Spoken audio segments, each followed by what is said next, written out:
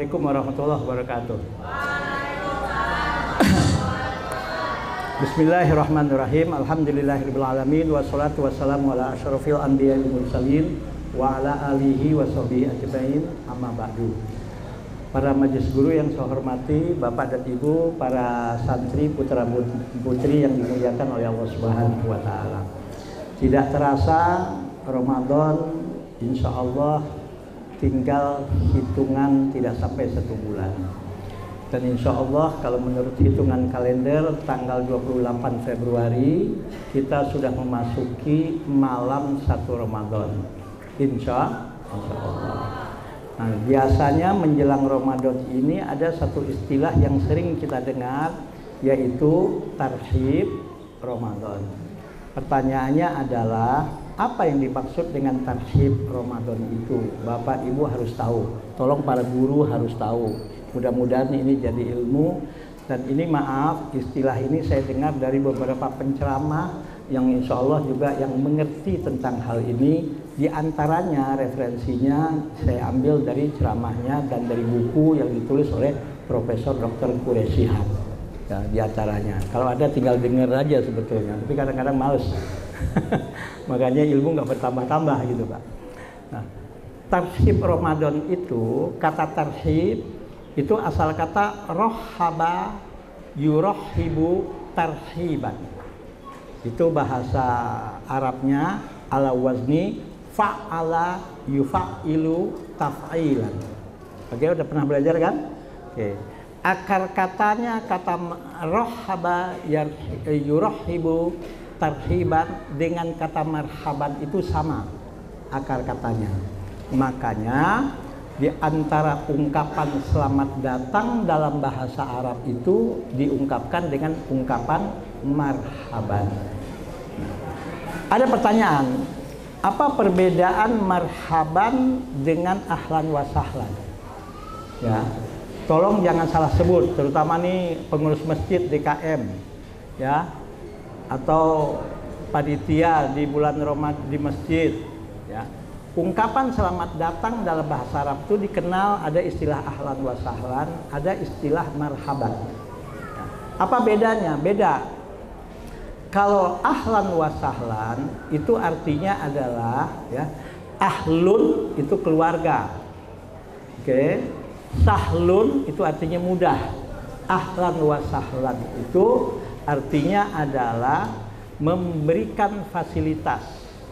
Jadi dengan kedatanganmu wahai saudaraku, dengan kedatanganmu wahai keluargaku, di rumahku, di tempat tinggalku, aku sambut dengan segala apapun kemampuan dan fasilitas yang saya punya.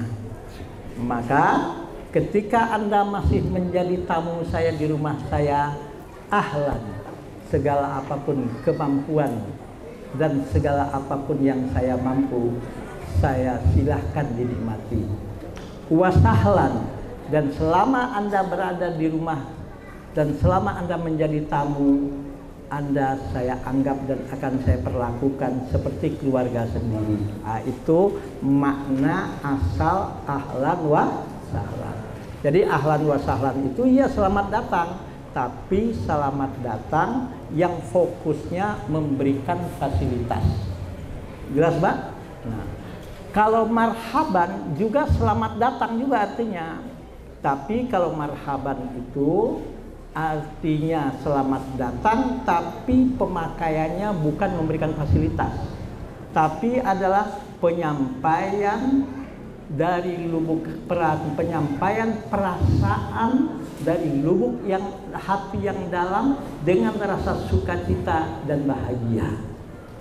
Jadi artinya marhaban itu selamat datang wahai saudaraku, kedatanganmu aku sambut penuh dengan sukacita, bahagia dan senang hati. Itu namanya marhaban.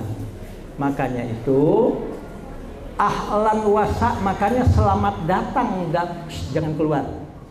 Makanya itu selamat datang dalam menyambut Ramadan salah kalau ditulis sembandung ahlan wa sahlan ya Ramadan, itu salah. atau selamat Ramadan itu disambut ahlan wa sahlan wa marhaban ya Ramadan, itu salah. Jadi kalau kita sebagai pengurus masjid, ketua pengurus majelis taklim ingin buat spanduk tentang selamat Ramadan, itu cukup mengucapkan tulisan marhaban ya Ramadan. Jelas? Jelas? Kenapa? Karena marhaban itu artinya adalah selamat datang, konotasinya adalah penyambutan dari lubuk hati yang dalam, rasa bahagia dan rasa senang hati. Jadi marhaban ya Ramadan itu artinya apa? Wahai Ramadan, dengan kedatanganmu bulan puasa Ramadan ini, saya sambut kedatanganmu dengan lapang dada, bahagia dan senang hati. Makanya itu penyambutan bulan Ramadan dalam bahasa Arab dikenal dengan istilah tarhib Ramadan. Jelas? Ini karena sampai sekarang saya kadang-kadang masih lihat itu di spanduk-spanduk masjid, masjid kecil, kadang-kadang masjid besar ditulis ahlan wa sahlan ya Ramadan. Ya salah. Tapi kalau menyambut orang datang, guru datang, tamu datang, orang yang kita hormati datang, boleh ahlan wa sahlan wa marhaban, dua-duanya boleh. Tapi kalau untuk Ramadan cukup diucapkan marhaban ya Ramadan. Sebab ahlan wa sahlan itu artinya selamat datang, tapi konotasinya adalah pemberian fasilitas. Oke, jelas ya? Nah. Usikum wa nafsi wa iyaya bitaqwa. Yang kedua, apa dampak kejiwaannya kalau kita sambut Ramadan itu dari lubuk hati yang dalam, bahagia, senang? Apa dampak positifnya? Jadi dampak positifnya adalah pas datang Ramadan itu kita udah siap. Pas datang Ramadan itu kita sambut dengan bahagia, bahkan bersyukur. Kenapa? Alhamdulillah Allah masih memberikan umur panjang. Alhamdulillah Allah masih memberikan kepada kita kesehatan. Jadi belum tentu Ramadan tahun akan datang kita masih punya umur. Apalagi kalau kita lihat saudara kita, keluarga kita, teman-teman kita, tetangga kita, bahkan yang dekat hubungannya dengan kita. Tahun lalu masih berpuasa, tahun lalu masih sahur bersama, tahun lalu bahkan masih berhari raya, tapi tahun sekarang dia telah tiada. Apa tidak mustahil Ramadan ini Ramadan terakhir dalam hidup kita? Jelas, Pak? Nah, maka dampak psikologisnya apa lagi? Ya, saya pernah berdialog dengan beberapa orang dokter, ya, tentang apa yang diungkapkan oleh Rasulullah, walaupun secara sanad riwayat hadis ini katanya hadis dhaif, tapi dahsyat sekali dampaknya dalam jiwa, yaitu kata Rasul, sumu tasihu, berpuasalah engkau maka kau akan sehat. Dengerin, ya. Nggak dapat sedikit kalau yang ngerti tentang ilmu kedokteran, kalau saya salah tolong betulin.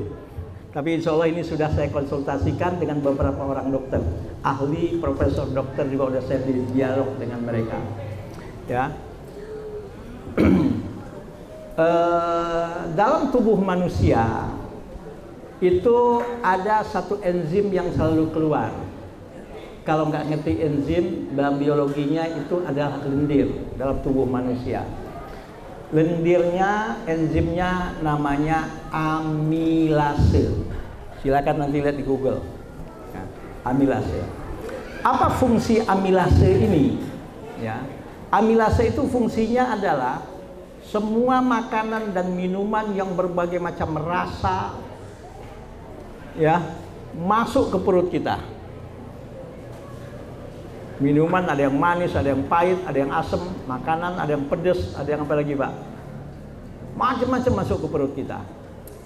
Itu oleh amilase itu dinetralisir. Dinetralisir. Saripati daripada makanan dan minuman yang kita makan dan minum itu oleh amilase dinetralisir.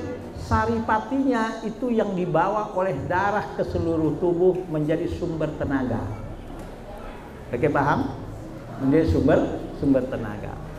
Yang ampas-ampasnya, yang tidak berguna bagi tubuh, itu yang dibuang. Maaf, jadi kotoran, baik melalui jalan depan maupun jalan belakang.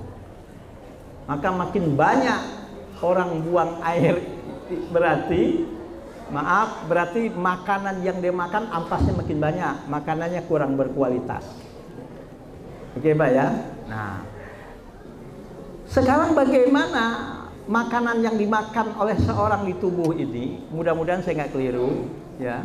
Makanan itu biasanya bertahan dalam tubuh manusia biasanya cuma 5 jam. Makanya Bapak Ibu kalau sarapan jam 7 pagi, biasanya jam 12 siang udah keroncongan. Betul kan, Pak? Jam 12 siang udah keroncongan, udah bunyi-bunyi, udah lapar lagi tuh. Sementara kalau kita puasa, coba bayangkan 16 jam. Saya pernah puasa waktu saya tinggal di Madinah, itu jam 3:30 sudah subuh kalau musim panas. Tahu nggak berapa maghribnya? Jam 7:30 baru maghrib. Berapa jam tuh? Ya, berapa jam? Ya, saya kasih tahu aja. Saya udah sebulan setengah ini saya jaga kesehatan, makanya agak kurus nih, Pak. Yaitu saya menerapi kesehatan pribadi. Jam 6 sore saya sudah nggak makan nasi, udah nggak makan. Nanti makannya kapan? Jam 12 siang besoknya. Saya belum makan dari pagi ini, dari semalam jam 6 sore ini. Tapi kalau minum air ya air putih, ya nggak ada masalah. Karena gemuk itu belum tentu sehat, kurus itu juga belum tentu sakit, gitu. Tapi kita harus berusaha. Nah, maka kalau setelah 5 jam kita nggak makan, amilase ini tetap keluar. Oke.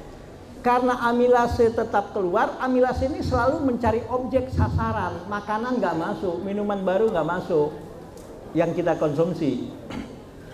Maaf, ada istilah tidak makan dan tidak minum karena puasa badan sehat, tapi jangan coba-coba, ya. Nggak makan, nggak minum karena telat kerja, karena telat makan, sibuk kerja.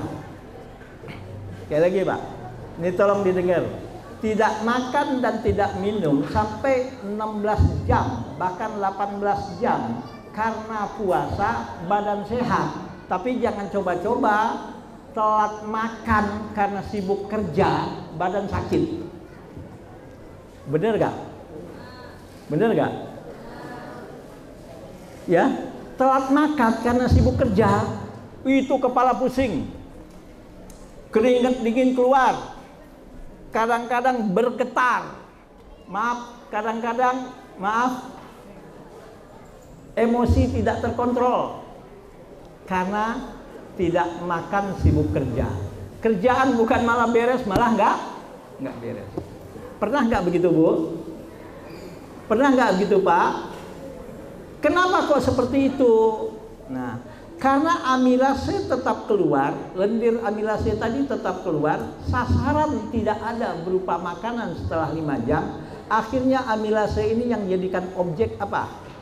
Yang dijadikan objek adalah yang terkena objek saraf-saraf, yang bisa bahkan kadang-kadang bisa terkena penyakit yang namanya MAH, bisa terkena penyakit yang namanya asam lambung dan macam-macam, bahkan mata pun bisa berkunang-kunang cuman gara-gara telat makan. Padahal telat makannya cuma 2 jam 3 jam, tapi kenapa kok nggak makan nggak minum? Karena puasa 16 jam tetap sehat.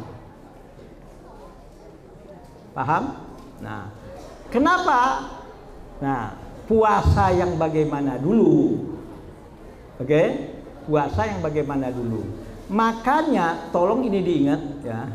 Ini kalau mau baca buku bukan satu buku. Kalau ingin ceramah bukan satu ceramah ini. Ya. Makanya firman Allah tentang perintah puasa dimulai oleh Allah dengan firman-Nya, ya ayyuhalladzina amanu. Jelas? Nah. Seorang ulama tafsir yang bernama Syekh Muhammad Ali As-Sobuni, dalam tafsirnya namanya Sofwatut Tafasir, semua ayat-ayat Al-Quran yang dimulai dengan ya ayyuhalladzina amanu tak terkecuali ya ayyuhalladzina amanu kutiba alaikumussyam kama kutiba alal ladzina min qablikum la'allakum tattaqun. Itu kata beliau, kenapa ayat ini dimulai dengan ya ayyuhalladzina amanu, wahai hamba-hambaku yang beriman, wahai ya hamba-hambaku yang beriman, kata Allah. Allah gerakkan dan bangkitkan keimanan hambanya dulu, baru dikatakan kutiba alaikumussyam. Kenapa? Kata Syekh Muhammad Ali As-Sobuni, ungkapan ya ayyuhalladzina amanu itu fungsinya adalah liyuharrika fihim masyairat ta'ati wal yuzkiya fihim jadwatal iman. Ini di dalam tafsir Sofwatut Tafasir jilid 1 yang ditulis oleh Syekh Muhammad Ali As-Sobuni. Tafsirnya banyak, ya, banyak bisa kita cari tafsirnya itu. Apa artinya apa? Karena ungkapan ya ayyuhalladzina amanu itu adalah satu ungkapan yang mampu menggerakkan, ya, yang mampu menggerakkan dan membangkitkan iman. Sebab kata beliau, kalau iman sudah bangkit, iman sudah tergerak pada diri seseorang, apa yang terjadi? Apapun konsekuensi dari bangkitnya iman itu, dia akan lakukan dengan senang hati.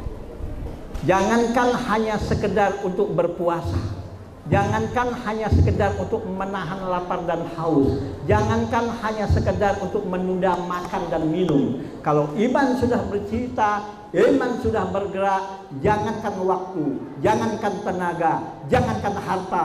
Kalau iman sudah bicara, nyawa pun menjadi taruhan. Orang yang beriman, yang imannya sudah bangkit, sedikit pun tidak ada kata mundur di dalam kalau iman sudah bangkit. Jelas, Pak? Apa ini? Itulah yang terjadi kepada saudara-saudara kita di Palestina. Donald Trump bilang, kami akan hancurkan, kami akan usir tuh orang-orang dari Gaza itu, katanya. Alhamdulillah Pak, saya sudah pernah ke Palestina. Semangat orang Palestina itu, Pak. Coba bayangkan, digempur kotanya, ketika terjadi gencatan senjata, datang rame-rame, padahal rumah udah hancur. Begitu mereka semangat, dan mereka begitu cinta bangsa dan negaranya. Karena apa? Karena iman yang berbicara. Nah, inilah kenapa ayat ini dimulai oleh Allah dengan ya ayyuhalladzina amanu, supaya iman kita siap, iman kita sudah tergerak. Jangankan puasa, cuma sekedar nahan lapar dan haus kok. Ya, jangankan, coba di Palestina itu ada orang berhari-hari nggak makan. Betul nggak, Pak? Betul nggak, Bu? Dia punya tenaga. Nah, satu. Sebab kalau iman sudah bangkit, nggak ada cerita udah. Iman kalau sudah bicara, nggak ada cerita udah. Coba kita lihat perjuangan pahlawan-pahlawan bangsa Indonesia. Coba kita lihat. Kalau iman yang tergerak, iman yang berbicara, para pahlawan-pahlawan bangsa Indonesia, walaupun dengan modal bambu runcing, mereka tidak berpikir lagi itu. Apakah istrinya akan jadi janda? Apakah anaknya akan jadi yatim? Sudah nggak berpikir lagi. Demi menggapai ridho Allah dan demi bangsa dan negara ini merdeka dari jajahan penjajah, dia sudah tidak gentar, walaupun dia harus mati di ujung senjatanya penjajah. Tapi kalau iman sudah nggak ada, berjuang kagak, malah negara digadaikan. Berjuang tidak, malah negara dikhianati. Dan tidak sedikit orang-orang pintar sekarang yang imannya sudah tidak ada pada dirinya. Makanya pesantren itu lembaga pendidikan yang paling penting, salah satunya adalah menanamkan iman. Ya, menanamkan iman. Dan iman ini perlu, Pak. Allah yang mengatakan kok, kalau kita beriman, kita bertakwa, insya Allah nggak susah. Saya waktu di pesantren dulu sering dibilangin, ya, hei anak-anakku sekalian, ini ajaran kiai ini. waktu saya di pesantren. Anak-anakku sekalian, kalian nanti tamat pesantren, mau jadi apapun, silahkan. Ada yang jadi pegawai negeri, alhamdulillah. Ada yang mau jadi pegawai swasta, alhamdulillah.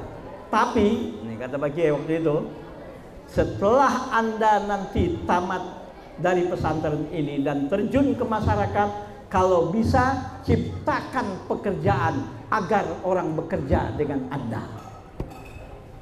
Itu kepada anak-anak Bapak Ibu saya selalu begini, Pak. Ciptakan pekerjaan agar orang bekerja dengan Anda.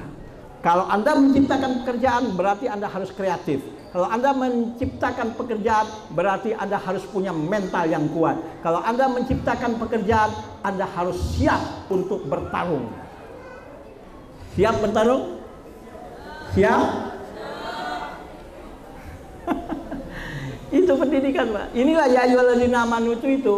Jadi kalau iman sudah siap, mental sudah siap, jiwa sudah siap untuk berpuasa, secara kejiwaan namanya psikosomatis, kekuatan itu mampu mencairkan tumpukan lemak-lemak dalam tubuh. Maaf, orang sakit itu kebanyakan karena bertumpuknya lemak di dalam tubuh. Terjadilah macam-macam penyakit. Kalau darahnya lancar, lemak nggak banyak, itu sehat.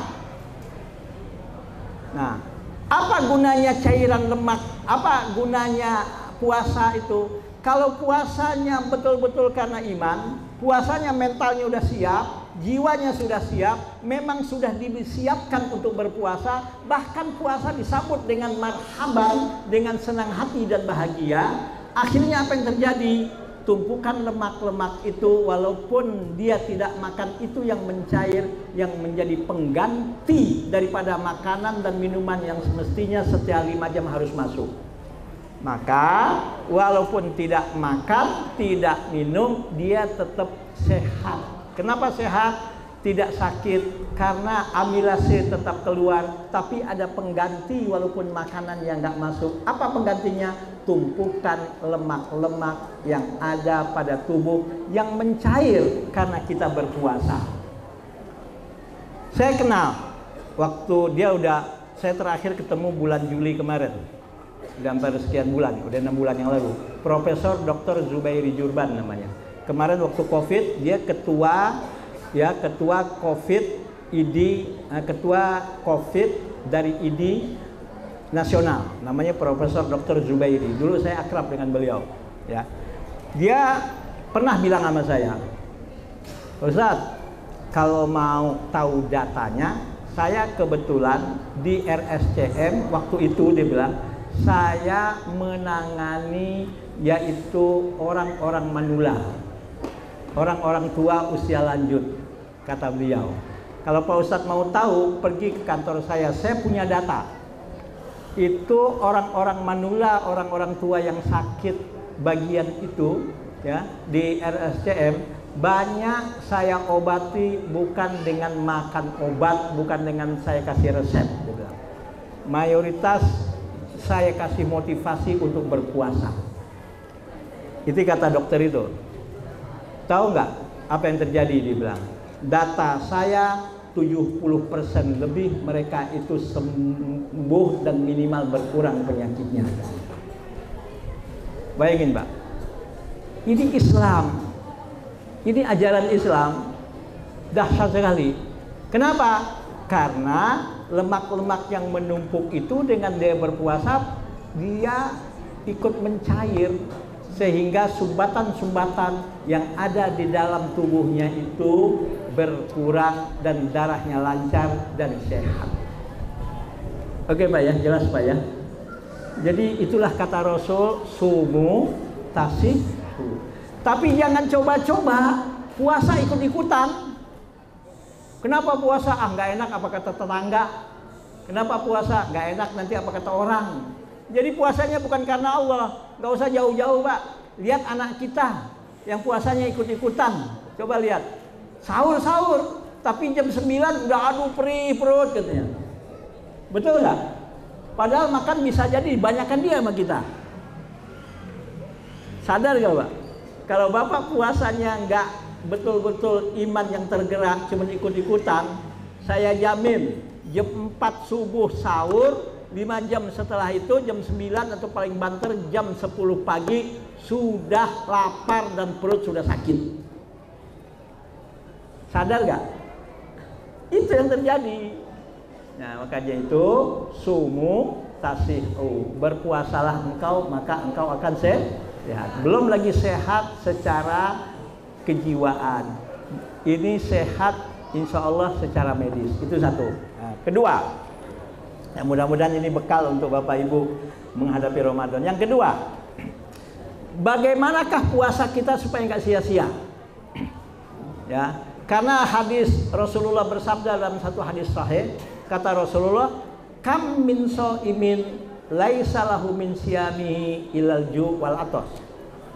Tidak sedikit dari umatku yang berpuasa, kata Rasulullah, dia nggak dapat apa-apa kecuali cuma lapar dan haus. Kenapa? Apa sebabnya?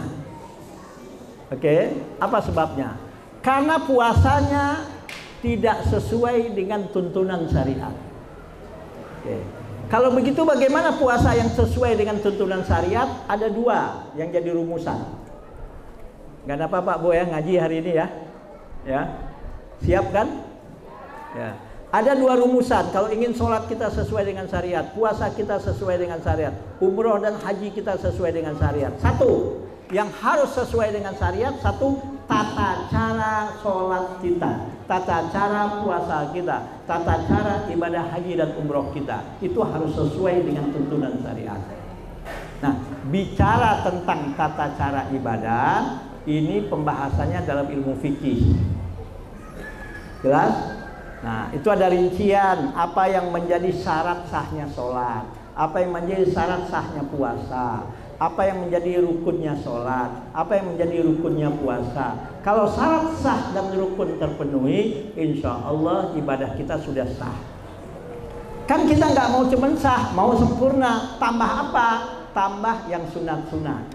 Tambahkan yang sunah-sunah dalam ibadah kita. Puasa apa yang sunnah? Satu, kalau punya rezeki banyak sedekah. Apalagi untuk menambah kesempurnaan ibadah puasa kita, malamnya tarawih dan witir. Apalagi untuk menambah kesempurnaan ibadah puasa kita, baca Al-Quran. Apalagi hadir di majelis ilmu. Makin banyak hal-hal yang baik itu kita lakukan, insya Allah puasa kita semakin sempurna. Jelas? Nah, dengan catatan, apapun yang membatalkan puasa kita, kita hindari dan kita jauhi, dan tidak ada satupun yang dilakukan. Nah, kalau ini udah beres, ini yang beres baru satu aspek, yaitu bagaimana cara puasa yang benar. Jelas ya? Nah, ada aspek lain yang juga harus beres. Apa? Dalam ilmu namanya usul fikih. Ini di kelas 12, di kelas 6 saya ngajarin nih kepada anak bapak ibu ilmu usul fikih. Ada yang disebut dengan istilah maqasidus syariah. Apa itu maqasidus syariah? Hasil akhir atau output, hasil yang diinginkan oleh Allah dalam ya mewajibkan sesuatu, melarang sesuatu, dalam segala hukum-hukum dalam syariat ini pasti ada hasil yang diinginkan oleh Allah. Saya kasih contoh. Ya. Secara umum, hasil yang diinginkan oleh Allah ibadah kita harus menghasilkan 3 hal. Satu, harus menghasilkan tazkiyatun nafsi. Bagaimana ibadah yang kita lakukan, sholat yang kita lakukan, puasa yang kita lakukan mampu membersihkan diri dan jiwa kita dari penyakit-penyakit jiwa, penyakit hati itu. Oke, contoh apa penyakit hati dan penyakit jiwa? Itu adalah pelit. Pelit itu, orang pelit itu penyakit itu. Ya. Kenapa pelit penyakit? Ya siapa orang yang demen sama orang pelit? Bapak, Ibu, Bapak punya anak gadis ya. Kebetulan ada tetangga, seorang laki-laki pinter, sarjana, kaya tapi pelit, mau jadiin mantu. Udah dianya pelit, bapaknya pelit, ibunya pelit, mau dijadiin menantu. Kan sarjana, Bu. Kan ganteng, Bu. Kan orang kaya, mau. Kenapa gak mau? Buat apa pelit? Jadi orang pelit itu orang yang jiwanya sakit. Oke, apalagi penyakit jiwa itu sombong. Itu penyakit jiwa itu. Sombong itu tidak mau menerima nasihat. Sombong itu tidak mau menerima kebenaran. Sombong itu selalu merasa benar dan tidak pernah merasa salah. Orang yang kepala batu yang susah dibilangin, itu penyakit hati, penyakit jiwa. Jadi kalau ada orang sombong, itu penyakit hati, jiwanya sakit. Oke, apalagi penyakit jiwa, Pak? Apa, Bu? Hah? Apa? Iri, hasud. Ya Allah, ngelihat orang senang dia susah, ngelihat orang susah dia senang. Kan kacau tuh. Orang yang senang dia bahagia, dia susah. Orang susah dia senang. Ya bersyukurlah punya saudara, punya tetangga, punya teman sukses. Bersyukur, ikut bahagia. Ngapain pusing-pusing teman kita susah, teman kita senang kita susah. Gak usah. Teman kita susah kita senang, rasain lo, mampus lo katanya. Gila itu kan. Oke, nah gimana puasa kita, sholat kita bisa membuat kita menjadi manusia yang jiwanya bersih, tawadu, rendah hati, sabar, tidak ada iri hati, dermawan, gitu loh Pak ya. Oke. Yang kedua, bagaimana ibadah kita secara umum menghasilkan iqamatul adli. Kita menjadi manusia yang adil, yang tidak zolim. Artinya apa? Memperlakukan apapun dan siapapun dan apapun makhluk Allah ini sesuai dengan perlakuan yang seharusnya. Orang tua harus kita hormati, guru harus kita hormati, tetangga harus kita hargai. Itu namanya adil. Dan ketika orang itu, berbuat baik kepada kita, minimal kita harus balas kebaikannya. Itu namanya adil. Kalau memperlakukan orang sesuai dengan perlakuan yang tidak memperlakukan orang tidak sesuai dengan apa yang diinginkan, itu namanya zolim alias tidak adil. Nah, banyak nggak manusia yang zolim, Mbak? Banyak. Ujung rambut sampai ujung kaki kita itu amanah dari Allah. Ujung rambut sampai ujung kaki kita itu titipan dari Allah. Harus kita jaga. Allah katakan apa? Jangan makan yang haram-haram, jangan minum yang haram-haram. Kerjaannya selalu memakan yang haram-haram. Itu namanya zolim terhadap dirinya. Istrinya dikasih hasil kerja, duit yang haram-haram. Itu namanya suami zolim kepada istrinya, zolim kepada keluarganya. Nah, haram itu ada dua, Pak. Ada, tolong diingat Bu, haram tuh dalam ilmu usul fikih, ini di kelas 10 sudah belajar ya. Masih ingat? Ada haramun li zatihi, ada haramun li ghairihi. Kenapa saya bilang udah belajar? Karena yang ngajar saya, sudah saya ajarin ke anak-anak ini. Haramun li zatihi itu apa? Sesuatu yang haram, yang memang bendanya haram. Contoh daging babi, minuman keras, contoh berjudi, berzina, mencuri, itu haram li zatihi. Perbuatannya memang sudah haram, barangnya sudah haram. Itu namanya haramun li zatihi. Ada yang haramun li ghairihi. Apa haramun li ghairihi? Bendanya halal seperti air mineral ini.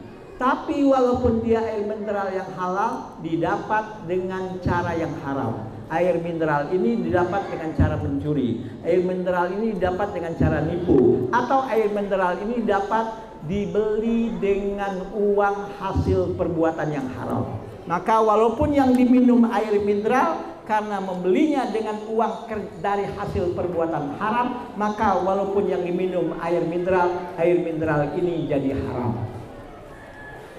Oke, Pak ya? Jelas? Oke. Kemudian yang ketiga yang diinginkan oleh Allah secara umum ibadah yang kita lakukan, al-maslahah, bagaimana kita menjadi orang soleh. Laki-laki yang soleh, perempuan yang soleha, istri yang soleh, istri yang solehah, suami yang soleh, anak yang soleh, pemimpin yang soleh, pedagang yang soleh, politisi yang soleh, ya. Apapun profesi kita menjadi orang yang soleh. Itu yang diinginkan oleh Allah secara umum. Nah, secara khusus yang diinginkan oleh Allah dari ibadah puasa kita adalah la'allakum tattaqun. Nah, ini saya bahas lagi dikit. Ini karena waktu aja nih, saya ringkes. Nah, apa itu la'allakum tattaqun? Yang belajar ilmu bahasa Arab, tattaqun itu paham. Tattaqun itu fi'il mudhari. Fi'il mudhari itu kalau dalam bahasa Inggris Bapak, itu Ibu, ya, itu tergambar dari dalam dua kata kerja, present continuous tense dan future tense. Present continuous dan future itu fi'il mudhari.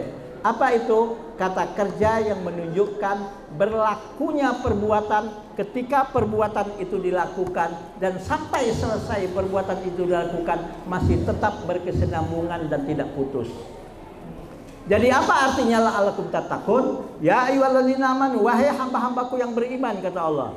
Setelah digerakkan dan dibangkitkan keimanannya oleh Allah, baru Allah bilang kutiba alaikumusiyam, diwajibkan ke atas kamu berpuasa. Kama kutiba alal ladzina min qablikum, sebagaimana puasa aku telah wajibkan kepada umat sebelum kalian. Allah bilang la'allakum tattaqun. Yang aku inginkan dari hasil puasamu, bagaimana puasa yang kau lakukan 1 bulan penuh ini mampu mengantarkanmu baik di bulan Ramadan ketika berpuasa, bahkan sampai selesai Ramadan, bahkan sampai datang Ramadan akan datang. Semestinya dan seharusnya puasa yang dilakukan mampu membuat kita menjadi manusia yang bertakwa kepada Allah Subhanahu wa taala. Paham? Terakhir, ya terakhir, ini perlu saya sampaikan terakhir. Hadis Rasulullah SAW yang mengatakan, ya, apa kata Rasul? Man lam yada qaulaz zuri wal amala bihi falaysa lillahi hajatun fi ayyada atau amma wa syarabahu. Siapa yang berpuasa tapi maaf, dia nggak meninggalkan kata kotor, dia masih selalu melakukan perbuatan-perbuatan yang tercela. Apa kata Rasul? Puasa yang begitu nggak dibutuhkan oleh Allah. Walaupun sudah nggak makan, sudah nggak minum, tapi puasanya sia-sia di hadapan Allah. Boleh jadi, maaf, puasanya secara fikih benar, tapi hasilnya tidak menghasilkan hasil yang diinginkan oleh Allah. Akhirnya puasanya sia-sia di hadapan Allah Subhanahu wa ta'ala. Sekian, assalamualaikum warahmatullahi wabarakatuh.